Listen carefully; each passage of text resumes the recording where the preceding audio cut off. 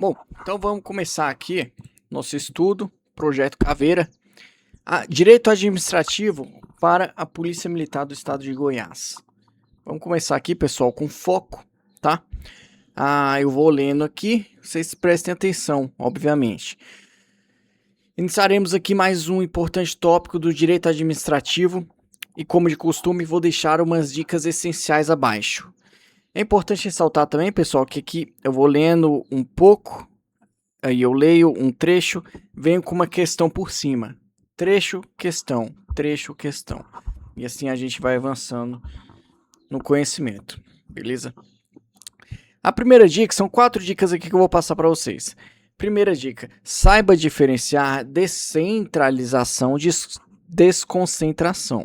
Descentralizar, criar entidade, e desconcentrar, criar órgão. A gente vai ver mais para frente.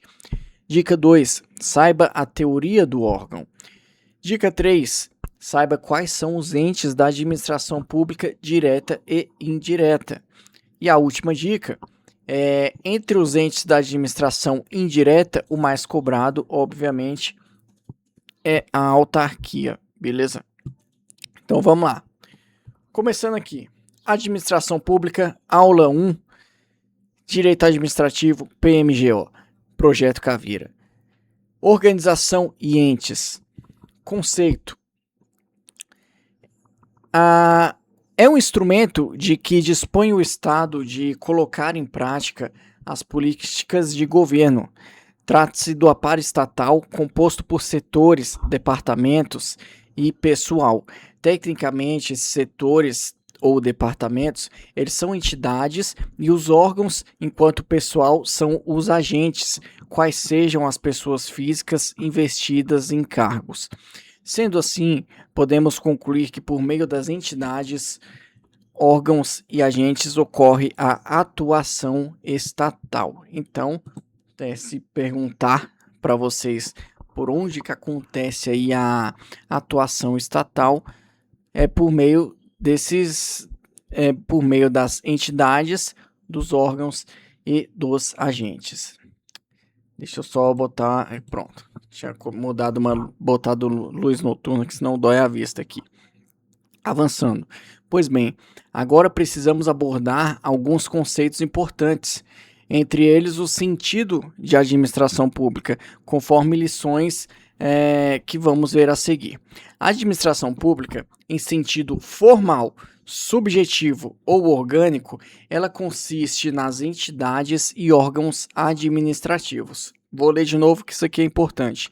A administração pública, em sentido formal, subjetivo ou orgânico, formal, subjetivo ou orgânico, nesse sentido, elas consistem nas entidades e órgãos administrativos.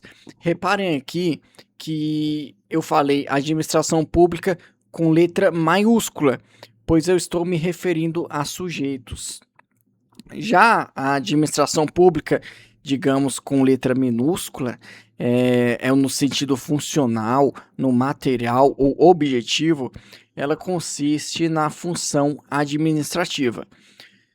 Repare, a administração pública, quando ela é escrita com letras minúsculas, ela está se referindo ao sentido funcional, ao sentido material, ao sentido objetivo.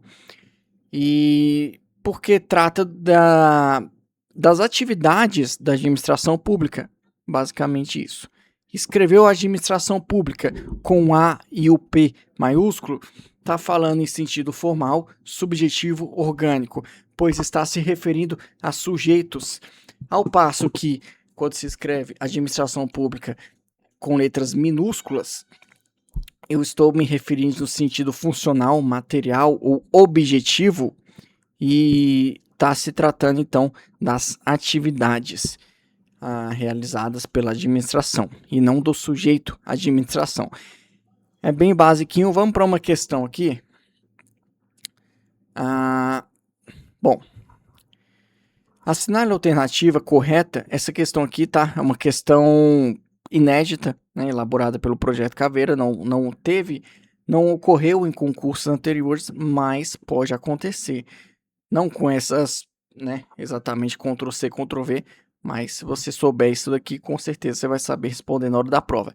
Olha só, assinar a alternativa correta a respeito do conceito de administração pública. Então, referente ao conceito. Se ele quer referente ao conceito, ele vai perguntar, né? Obviamente, se está se referindo à administração sujeito ou à administração, às atividades da administração. Letra A. A administração pública, em sentido orgânico, designa a função administrativa, entendida como a atividade consistente na defesa concreta do interesse público. Letra B.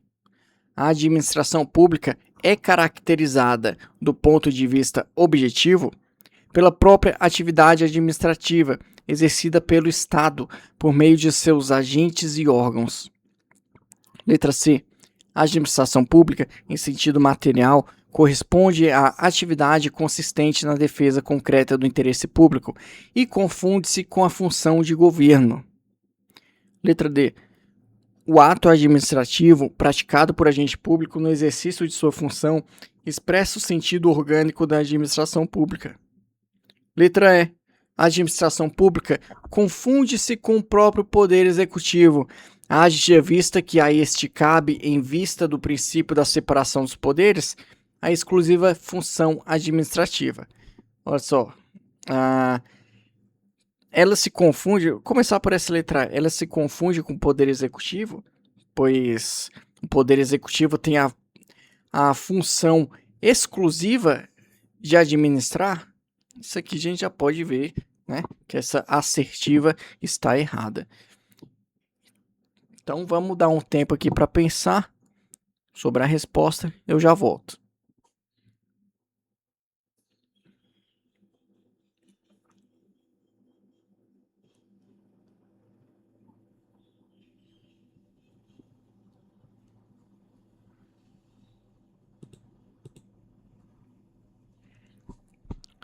Então aqui, pessoal, a resposta é a letra B, tá? A administração pública escrita com letras maiúsculas, ela é caracterizada do ponto de vista objetivo pela própria atividade administrativa exercida pelo Estado por meio de seus agentes. Então, a letra A aqui, ela fala sobre a administração pública com letras maiúsculas e está falando que, em sentido orgânico, designa a função administrativa. Não, em sentido orgânico, ela designa sujeitos, enquanto que, quando se refere às atividades aí da administração pública, no caso, a administração pública no sentido objetivo, material ou funcional. Se não for sentido objetivo, material ou funcional, OFM, ela não está se referindo às atividades, mas sim a se referindo a sujeitos da administração pública. E quando se refere a sujeitos da administração pública, ela é no sentido formal, subjetivo ou orgânico. Então, OSF. OSF se refere a sujeitos da administração. OFM se refere aí às funções exercidas pela administração. Beleza. Vamos avançando aqui. Um comentário aqui sobre essa questão. O exercício das atividades administrativas pode se dar tanto de forma centralizada quanto de forma descentralizadas. Olha só, o exercício das atividades administrativas pode se dar tanto de forma centralizada como descentralizada. Agora a gente vai entender como que funciona esses institutos e diferenciá-los mais adiante, beleza? São usualmente apontados como atividades, uma questão, tá? Certo ou errado? São usualmente apontadas como atividades próprias da administração pública em sentido material, serviço público, polícia administrativa, fomento, intervenção. Verdadeiro ou falso? Vou ler novamente, porque eu sei que por áudio a gente acaba por perder alguma coisa. Olha só. São usualmente apontadas como atividades próprias da administração pública em sentido material. Serviço público, polícia administrativa, fomento, intervenção. Verdadeiro ou falso?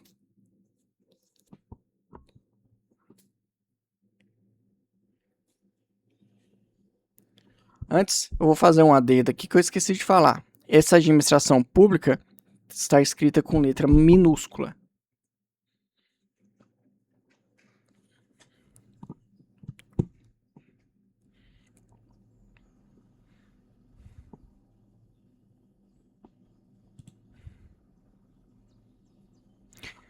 Respondendo, é uma verdade. Essa assertiva está correta. Essa questão está correta. Olha só. A administração pública em sentido objetivo, material ou funcional é a própria função ou atividade administrativa. Por exemplo, o poder de polícia, o serviço público, o fomento, a intervenção na propriedade privada e na economia. Isso tudo está se referindo a um sentido objetivo, material ou funcional, OMF. Então, isso daí, administração pública escrita com letra minúscula, é a atividade em si, né? É o sentido material, beleza? E no sentido subjetivo, material ou orgânico, são as pessoas jurídicas, os órgãos e os agentes públicos, que são escritos aí com letras maiúsculas, quando se escreve administração pública com letra maiúscula, aí a gente se refere ao sentido subjetivo, formal ou orgânico, são pessoas jurídicas, os órgãos, os agentes públicos que exercem as atividades administrativas. Por exemplo, as autarquias, fundações, sociedade de economia mista, empresa pública. Beleza? Isso daí é administração pública com letra maiúscula e no sentido objetivo, ou melhor, no sentido subjetivo, formal ou orgânico. Por que eu estou repetindo muito isso aqui? Porque eu sei que por áudio a gente não tem como ir anotando isso. Então você vai ter que ir anotando no seu cérebro. E a gente aprende, não adianta. A gente aprende com a repetição. Beleza? Beber uma água.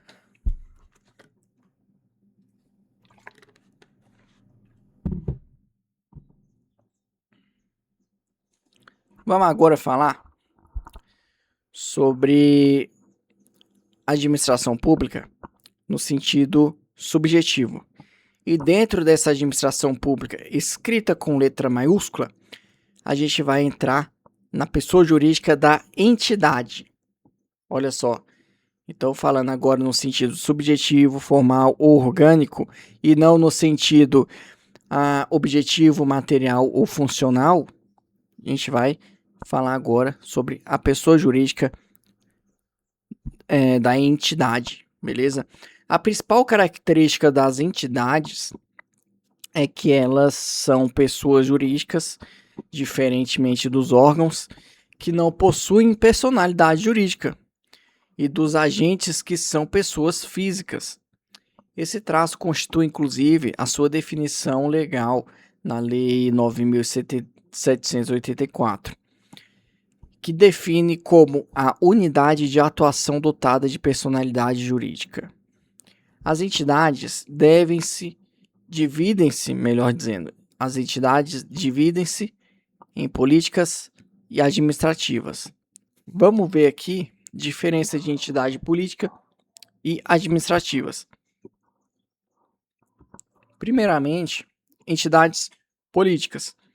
Pessoas jurídicas de direito público que integram a estrutura do Estado e que recebem suas competências diretamente da Constituição Federal de 88. São elas a União, os Estados, o DF e os municípios. Essas entidades, elas possuem capacidade de auto-organização, autogoverno e autonomia política plena. Então, falou em entidade política, a gente só pode estar falando da União, Estado, DF e municípios. É isso. Elas têm capacidade de se auto-organizar, autogovernar e também uma autonomia política plena. Falando agora das entidades administrativas. São pessoas jurídicas especializadas com atividades específicas já pré-determinadas e recebem competência da lei que as cria. São elas as autarquias, fundações públicas, empresas públicas e sociedade de economia mista. Essas entidades somente possuem capacidade de autoadministração. Então, você pega uma autarquia, uma fundação pública, uma empresa pública e sociedade de economia mista. Elas não têm capacidade de se auto-organizar, de se autogovernar e nem de autonomia política plena, como as entidades políticas têm. Essas entidades administrativas, elas somente possuem capacidade de auto-administração. Então aqui, ó, a gente vai destrinchar o que é alguns conceitos importantes pelos quais eu acabei de falar. Capacidade de autogoverno, se autogovernar, é a capacidade que as entidades políticas possuem para organizar seus poderes executivo, legislativo e judiciário. Então, tranquilo. Quando a gente fala de Estado, por exemplo, o Estado tem capacidade de se autogovernar. Por quê? Porque ele possui capacidade de definir, de se organizar através de seus poderes, das suas entidades políticas, né? Poder executivo, legislativo e judiciário. Auto-organização. O conceito de auto-organização é a capacidade do ente para se organizar na forma de sua legislação própria. Representa a capacidade, então, de legislar. Autoadministração é a capacidade para prestar os seus serviços, seja de saúde, educação, assistência, etc., conforme a distribuição de competências estabelecidas na Constituição Federal de 88. A capacidade de autoadministração das entidades políticas, quem é a entidade política? União, Estado, DF, municípios. Então, essa capacidade de autoadministração delas se relaciona às entidades administrativas. Quem é as entidades administrativas? Autarquia, fundação, empresa pública e sociedade de economia mista. Por que elas se relacionam? Uma vez que, quando um ente político está organizando a forma como irá prestar seus serviços, ele pode perceber que a melhor maneira é criar um centro especializado com personalidade jurídica própria. Essas pessoas jurídicas são entidades administrativas que podem ser de direito público ou privado. Então, né, a melhor forma do ente político prestar seus serviços pode ser quando ele perceber que precisa criar um centro especializado com personalidade jurídica própria, né? E não ele atuar diretamente. Ele vai criar um centro especializado ali para resolver a situação do problema. Vai criar uma autarquia, por exemplo. E a gente vai estudar o que é autarquia, fundação e tudo mais. A criação das entidades administrativas ocorre pela edição de uma lei importante, tá? Uma lei que confere à nova pessoa jurídica suas competências. Então, como é que a entidade política cria uma entidade administrativa? Através de uma lei que confere à nova pessoa jurídica suas competências. Então, a lei já vai falar aonde a entidade administrativa nova, recém-criada, deve atuar.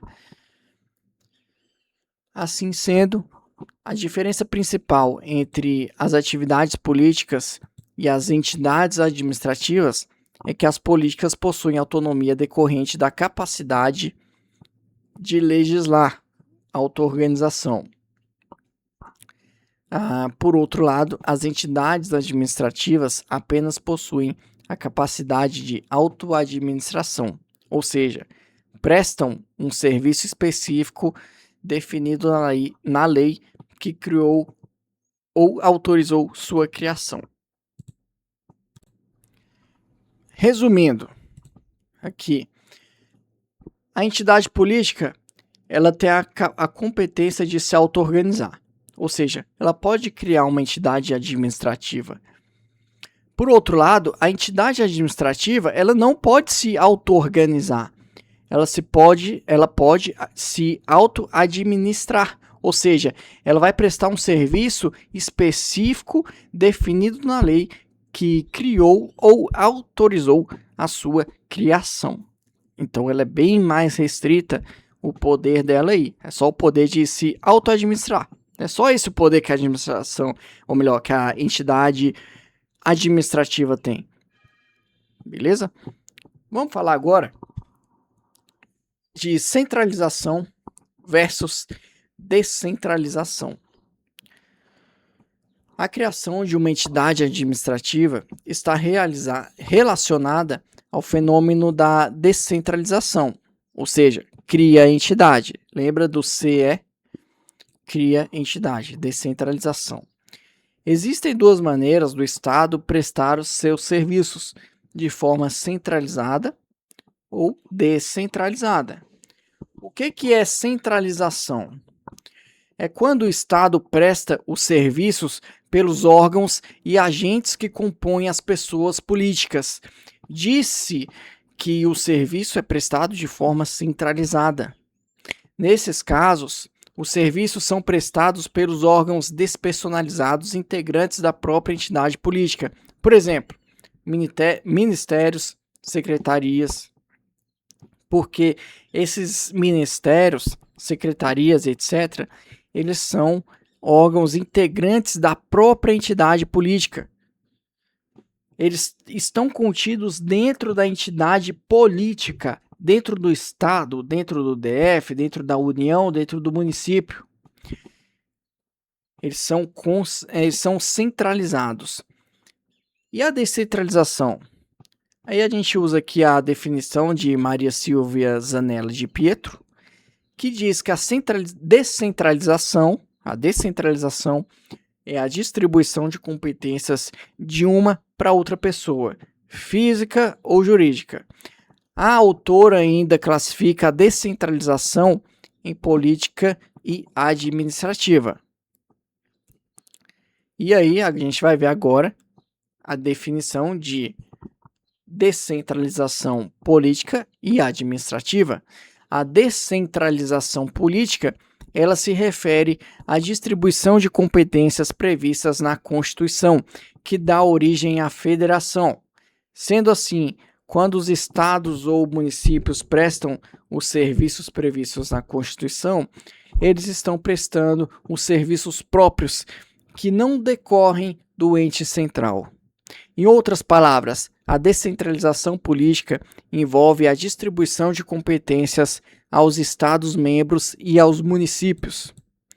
Por outro lado, falando aqui da descentralização administrativa, a descentralização administrativa, ocorre quando o Estado não executa o serviço por meio de sua administração direta. Envolve, portanto, duas pessoas distintas: o Estado, União, Estados, DF, municípios, né? Na forma ampla ali envolve o Estado e envolve também a pessoa que executará o serviço, uma vez que recebeu essa atribuição do Estado, beleza? Nesse contexto, podemos mencionar três formas de descentralização administrativa. A primeira, a descentralização por outorga, por serviços, técnica ou funcional. A segunda, descentralização por delegação ou colaboração. E terceira, a descentralização territorial ou geográfica.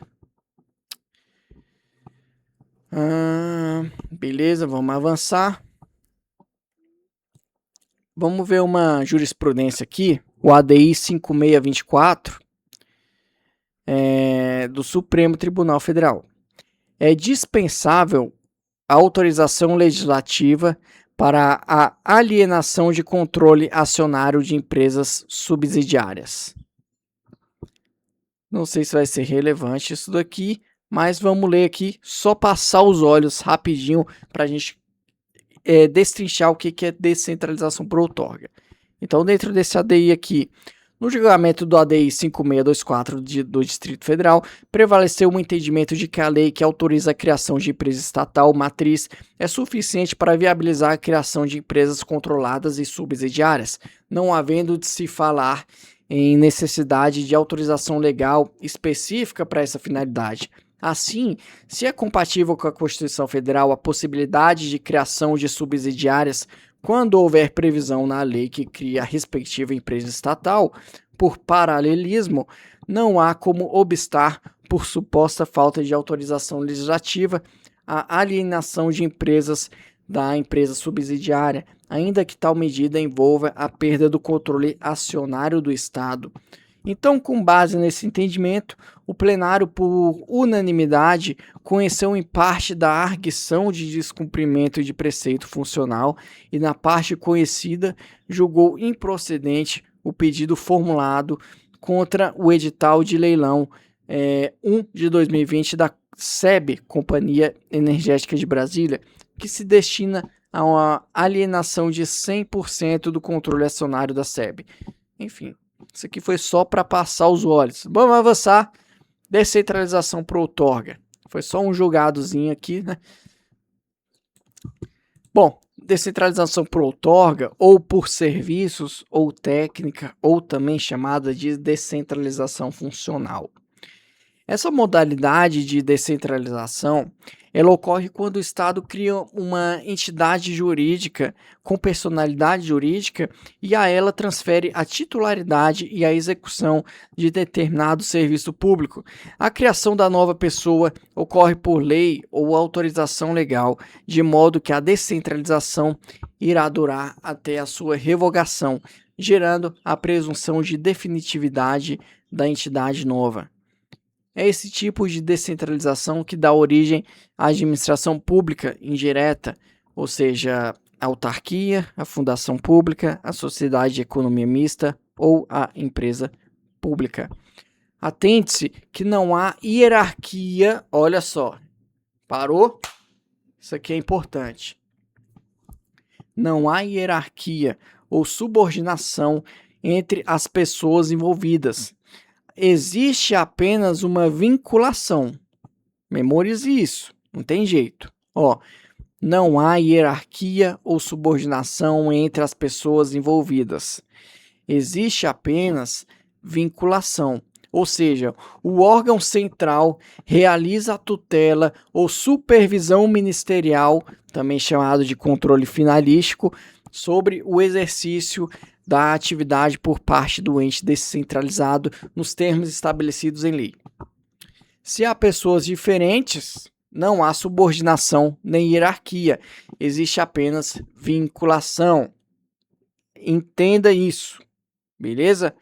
Se há pessoas diferentes, não há subordinação ou não há hierarquia, nem hierarquia. Existe apenas uma vinculação. Por exemplo, o Ministério das Comunicações e a Anatel. Você vai dizer que a Anatel é subordinada do Ministério das Comunicações? Nunca. Não existe isso. Não é subordinada, nem é inferior hierárquico. Mas é vinculada. Com certeza é vinculada. E através dessa vinculação, o órgão central, ou seja, o Ministério das Comunicações, ele vai realizar a tutela ou a supervisão ministerial, que também é chamado de controle finalístico. Beleza? Para ver se a Anatel, ali no caso, está cumprindo por parte, né? Está cumprindo como se deve, né? Com o objetivo que ela foi criada. Avançando. Tutela administrativa, entre parênteses assim, supervisão ministerial. Quando fala em tutela administrativa, pressupõe a existência de duas pessoas jurídicas, onde uma exerce o controle sobre a outra. Fruto da descentralização, exige uma lei prévia. E quando se fala em hierarquia, existe no interior de uma mesma pessoa, fruto da desconcentração, não depende de previsão legal. Olha só. Tutela administrativa. é o caso da supervisão ministerial. Ela pressupõe a existência de duas pessoas distintas, de duas pessoas jurídicas. Por exemplo, Ministério das Comunicações e Anatel. Duas pessoas jurídicas distintas. Exige uma lei para isso, beleza? Exige uma lei para a tutela administrativa, que é fruto da descentralização. E já na hierarquia, é dentro da mesma pessoa jurídica. É fruto da desconcentração. E para isso, a desconcentração não depende de lei, não precisa de previsão legal. Beleza? Avançando aqui, outro tipo de descentralização. A descentralização por delegação ou colaboração. Através dessa modalidade, uma entidade política ou administrativa transfere a execução de um serviço a uma pessoa jurídica de direito privado pré-existente. Assim, quem recebe a delegação, o delegatário, ele poderá prestar o serviço diretamente à população em seu próprio nome e por sua conta em risco, sob a fiscalização do Estado. Essa transferência da execução do serviço ela é feita por ato administrativo, um ato unilateral ou contrato administrativo também, por ato bilateral.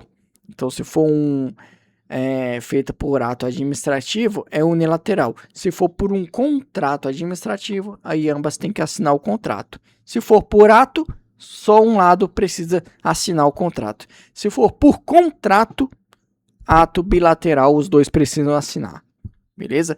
Essa descentralização por delegação, ela ocorre nas concessões, permissões, autorizações, como por exemplo, serviços de telefonia que são prestados por empresas do setor, tais como a Oi, TIM, Vivo, Claro, etc. Avançando aqui, outro tipo de descentralização. A descentralização territorial ou geográfica. Ela encontra previsão no artigo 18, parágrafo 2º da Constituição, que diz: os territórios federais integram a União e sua criação ou transformação em Estado ou reintegração ao Estado de origem são regulamentados em lei complementar. Por meio dessa modalidade, a União cria uma pessoa jurídica com limites territoriais determinados e competências administrativas genéricas. Olha só, então a descentralização territorial é uma modalidade que a União vai criar uma pessoa jurídica com limites territoriais determinados e competências administrativas genéricas. Vamos aqui para uma questão inédita também, a banca Caveira, do projeto Caveira, criada aqui no ano de 2023, então, beleza, 2 anos aí, não tá velha, vamos lá, pode ser que caia na sua prova. Acerca da descentralização, assinale a alternativa incorreta, ou seja, só vai ter uma errada. Letra A. A descentralização cria entidades administrativas. Tá certo ou errado? Tá certo, tá certo. A descentralização é o CE. Esse CE de descentralização cria entidade, tranquilo. A entidade administrativa, tá? Porque a entidade política é apenas o quê? União, Estado, DF e municípios. O resto é entidade administrativa. Letra B. A descentralização não rompe o vínculo hierárquico. Vínculo hierárquico, a descentralização não rompe. Letra C. A descentralização cria a administração indireta. Essa daqui, correta também, tranquilo, né? Tá descentralizando, tá criando entidade, e aí a gente já entra numa administração indireta. Tranquilo. Letra D. A descentralização não possui subordinação. O que a gente acabou de ver? Falou em subordinação e hierarquia, a gente não pode falar em descentralização, beleza? Há apenas uma vinculação entre o ente descentralizado e o ente central. Em letra E, a descentralização ela possui controle finalístico. Essa também está correta, beleza? A gente viu que a descentralização ela ocorre o que? Uma vinculação. Essa vinculação ela é chamada de ato finalístico também, né? Então, para que existe essa vinculação? Vinculação para ver se o ente descentralizado está cumprindo com os requisitos, etc. Então, a gente chama isso aí de um controle finalístico também, porque é a finalidade, né, que busca. Então, a errada aqui foi qual? A letra B. A letra B, porque falou que a descentralização não rompe o vínculo hierárquico.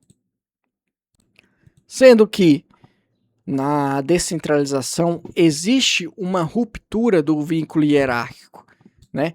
Não há que, mais uma vez, não há que se falar de hierarquia ou subordinação quando se fala em descentralização. É isso, tá? Existe apenas a vinculação que busca o controle finalístico aí, como a gente já viu. Beleza? Então a gente vai terminar por aqui essa aula. Já deu aí mais de meia hora. Passou bastante de meia hora, inclusive. A gente vai continuar aqui na próxima aula no tópico 4, concentração versus desconcentração. Então a gente vai, né, uma teoria aí, a gente vai falar sobre a teoria do Eri Lopes Meirelles, que também é um dos cabeças aí do direito administrativo brasileiro. Beleza? Pessoal, aquele grande abraço. Deixa o like aí. Valeu. Tamo junto. Falou. Foi.